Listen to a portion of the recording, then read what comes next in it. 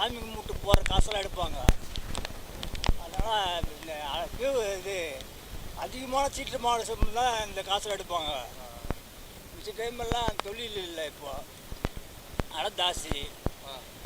அதனால் எல்லாம் இந்தமாரி காசு. பொதுவாக இங்கே இருக்கிற எல்லாருமே மீனவர்கள் தான். மீன் பிடிக்க புயல் இருக்கிறதுனால தடைன்றதுனால இப்போ இந்த மாதிரியான இந்த காசுகள் வந்து இந்த சாமி கும்பிட்டு போகிற காசெல்லாம் இங்கே எடுப்பாங்க. அதான் எதனால் அது புயல் டைமில் மட்டும் எடுக்கிறாங்க? இப்போ வெதர் சீசனு மண் கடிச்சின்னு போவோம், அந்த நேரத்தில் எடுப்பாங்க. அதே மாதிரி அது அலையோட வேகம் அதிகமாக இருக்கின்றதுனால உள்ளே இருந்தாலும் காசுகள் வெளியே வரோம், அதனால எடுப்போம். சரி, ஓகேண்ணா. இப்போ பொதுமக்களுடைய அந்த நகைகள் அந்த மாதிரியான மீட்கப்படுது அப்படிலாம் சொல்லியிருந்தாங்க. இப்போ நகையும் நிறைய பேர் குளிக்கும் போது மிஸ் பண்ணுவாங்க. இப்போ அதை மாதிரி அது கிடைக்காது, சில டைமில் கிடைக்கும், கிடைக்காமல் இருக்கலாம். ஆனால் அது எடுத்துக்கிறாங்க, அதெல்லாம் கிடைக்கும். ஓகே, இந்த மாதிரியான சில்லறை காசுகள் எவ்வளோ வந்துட போகுது இப்போ இந்த மாதிரியான புயல் டைமில் வந்து பண்ணுறதுக்கு? இப்போ ஒரு வேண்டிய 50 100 எடுப்பாங்க, ஒரு 200 எடுப்பாங்க, கிடைக்கும்.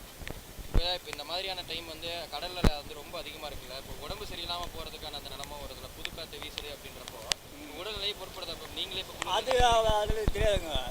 இந்த உப்பு தேயில எந்த நோயும் தெரியாது, நோய்ங்களே வராது. உப்பு தேயில நோயெல்லாம் வராது, ஏன்னா குளிர் ஜோரத்து தான் வரும்.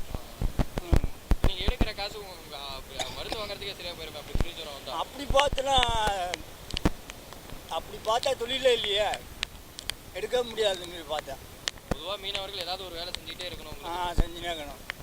ஓகே, இப்போ இந்த புயல் முடிஞ்சோடனே திரும்ப படகுக்கு எடுத்துட்டு மீன் பிடிக்க போயிடும். சரி, நன்றி.